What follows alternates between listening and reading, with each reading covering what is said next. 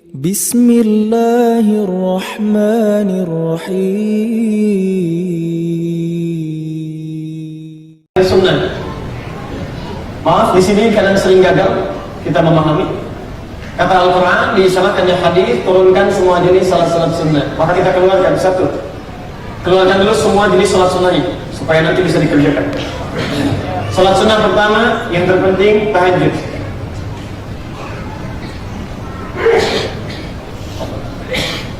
Saking pentingnya tahajud, ayatnya langsung diletakkan setelah ayat salat fardu. Di salat fardu di Quran surat 17 Al-Isra ayat 78, tahajudnya di ayat 79. Kata para ulama, ini menunjukkan keutamaan tahajud sampai disandingkan dengan salat fardu. Paham ya? Satu. Kedua, ada salat rawatib, salat sunnah yang bersanding dengan salat fardu dan menyempurnakan kesempurnaan salat fardu. Ada berapa? Halo? 12. Tahu dari mana? Ini At-Tirmidzi nomor hadis 414 dari Ummu Habibah. Lihat kalimatnya, man shalla 12 raka'atan, siapa yang salat 12 rakaat fi yaumin wa lailatin, mengiringi salat fardunya siang sampai malam.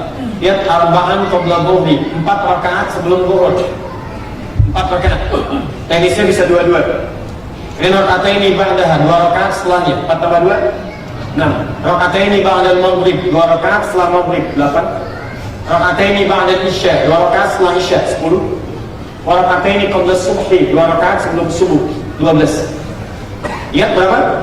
12. Kalau Anda bisa kerjakan ini, maka bonusnya, kata Nabi, dia kalimatnya, bunya lahu wa bunya lahu bihinna baitun fil jannah. Siapa yang konsisten mengerjakan 12 rakaat itu sampai dia meninggal dunia, maka akan dibangunkan untuknya satu rumah di surga. Saya ulang, satu rumah di surga. Perhatikan, Ummu Habibah, istri Rasulullah SAW radhiyallahu ta'ala anha, bagi beliau, lihat kalimatnya. Setelah mendengar kata-kata tadi dari Nabi, kata beliau, bima ma'na laqad azamtu alla atrukaha tula hayati. Kata Ummu Habibah, saya bertekad tidak akan pernah meninggalkan salat 12 rakaat selama hidup saya. Ummu Habibah itu istri Nabi, keluarga Nabi, dekat dengan Nabi, di surga bersama Nabi. Ketika kata Nabi ada 12 rakaat namanya rawatib, luar biasa baiknya mengiringi salat fardu, kata Ummu Habibah, saya tidak akan tinggalkan selama hidup saya.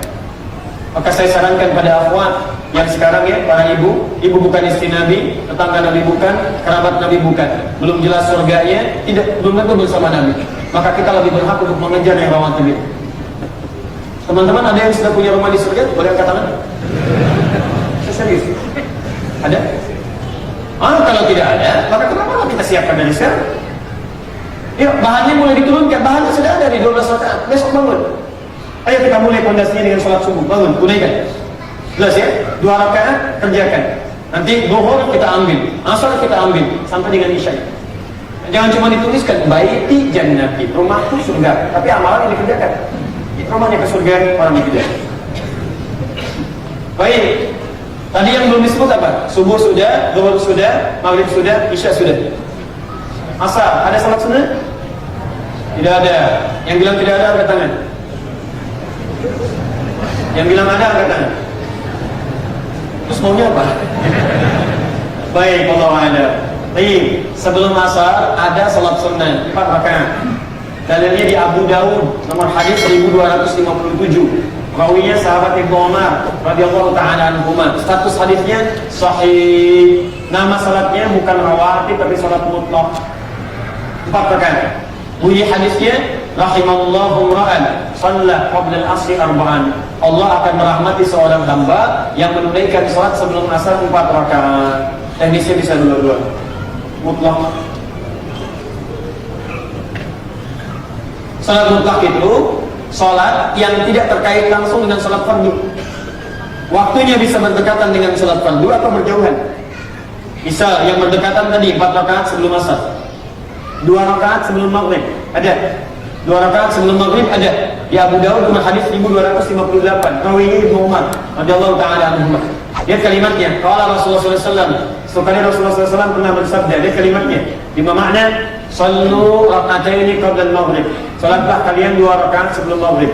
Wala tattakhiruha sunnatan, tapi jangan terlalu dibiasakan. Ingat kalimatnya, jangan terlalu dibiasakan. Maksudnya apa? Kalau ada kalimat dalam fikih jangan terlalu dibiasakan, maka sunnah yang dimaksud tidak terlampau ditekankan. Kalau sekiranya waktunya cukup saja. Karena maghrib itu waktunya sempit, mepet ke isya.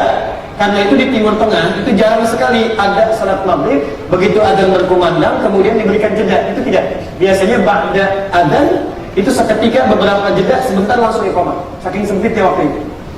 Saking sempitnya. Karena itu kata para ulama, kalau waktunya sempit maka lebih baik Anda isi dengan berdoa. Zikir, karena antara adzan dengan iqamah itu lebih cepat dikabulkan dengan doa.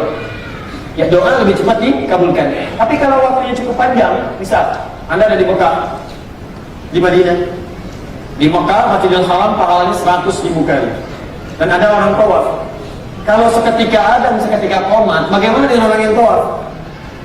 Maka ditunggulah kemudian dirapikan dulu, orang-orang tawaf itu mulai rapi, mulai cukup baik, maka kemudian baru iqamat dilakukan. Karena itulah antara maghrib sampai dengan ke isya, antara maghrib adzan sampai dengan ke iqamatnya itu kadang-kadang 15 sampai dengan 20 menit. Anda zikir sudah, doa sudah, baca Al-Quran sudah, waktu masih ada. Daripada mengerjakan yang tidak penting, lebih baik bangun tunaikan salat 2 rakaat. Paham? Anda depan Ka'bah masih ada waktu, salatnya 2 rakaat daripada mengerjakan yang tidak penting. Daripada ambil handphone, foto, ceplik, sedang di depan Ka'bah dan menunggu salat maghrib. Apa faedahnya? Masjid Nabawi, menunggu dulu, jamaah mulai datang karena mengejar pahala 10.000 kebaikan.